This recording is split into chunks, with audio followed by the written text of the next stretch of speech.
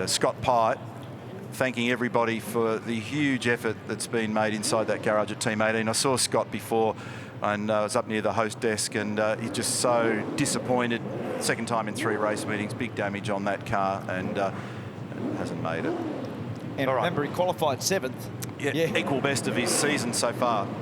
So our front row of the grid, all Dick Johnson racing. That's the view from Brock Feeney's car. We've got an all clear. So Davison and De Pasquale, Feeney and Waters, row number 2. The final instalment of sprint racing from Darwin in 22. Drop the clutch, grab a gear, let's go. De Pasquale makes a beauty and has jumped his teammate comfortably. He can choose where he wants to be on the road. Watch for Van Gisbergen. He's underneath Brock Feeney.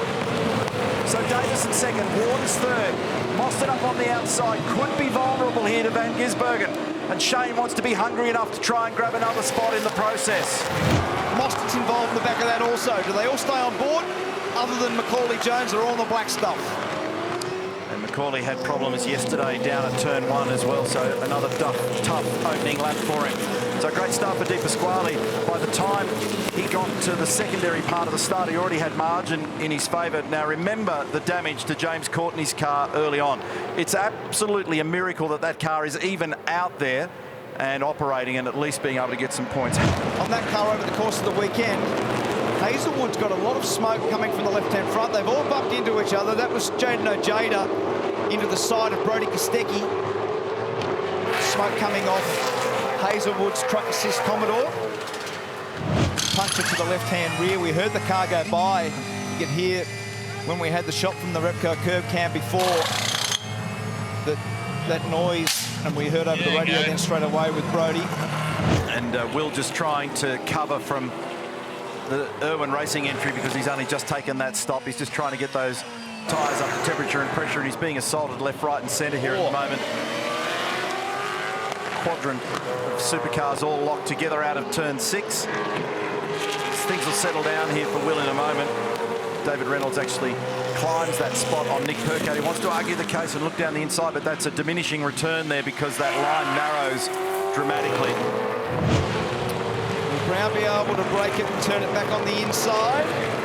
Looks like he's trying to do that, but Brock's parked it on the inside of the road. There's no room left on the inside, so he's done a nice job of vehicle placement. Brock Feeney on the exit of pit. These guys are still going on with it. They've been battling for lap after lap after lap. Probably going to go to the end of the race the way things look at the moment. Percat looks pretty vigorous there, doesn't he? So he's trying to find ways under, over and around. He's certainly got a bit of pace at the moment. But as it is with these things, you have pace in certain areas and not in others. So it's going to be a real challenge for him to try and round up David Reynolds. He's got traffic to deal with. He's got to try and get up the inside here. It's his own teammate. That makes it just that little bit trickier to negotiate. So De Pasquale's done the fastest lap of the race, a 1 minute 7.1. And under investigation, car 11 for a pit lane infringement. What's the story there? No idea.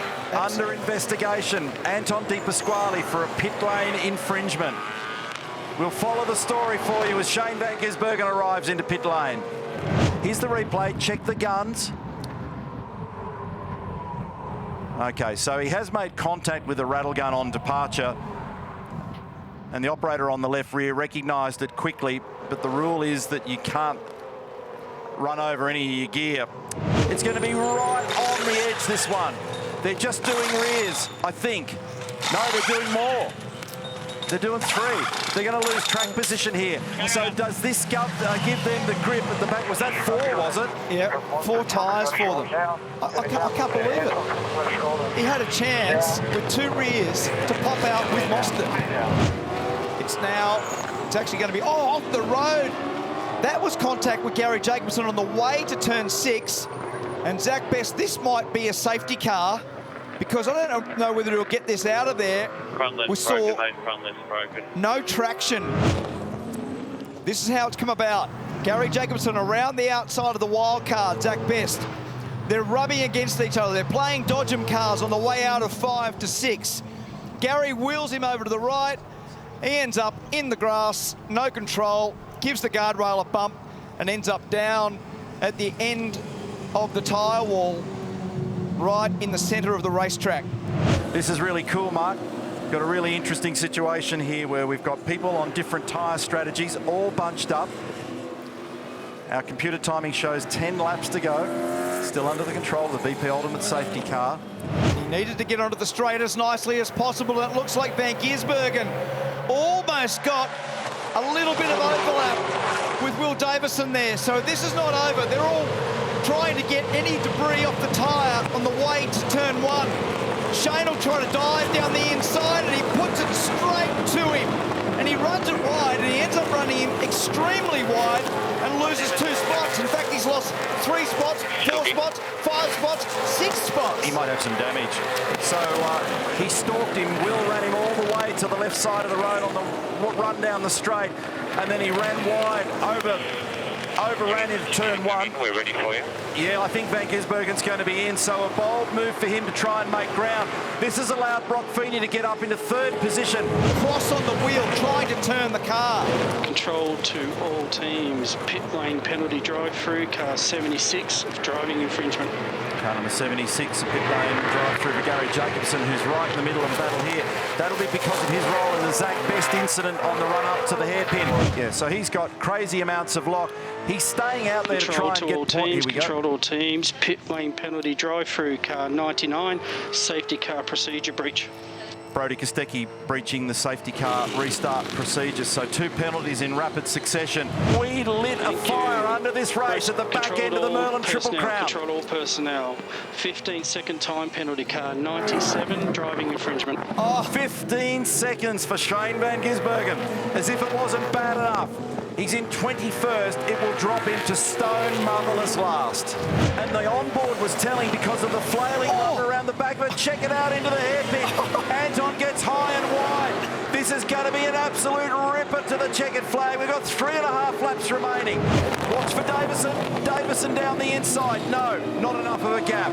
So multiple battles going for the lead and for the minors here. Look again as they charge into the hairpin, and it was a gigantic lunge. Davison's doing the same, and Heimgartner's going to get into this. Heimgartner's sitting in 6th place. He drives around the inside of turn 1, the exact prescription for what needs to be done.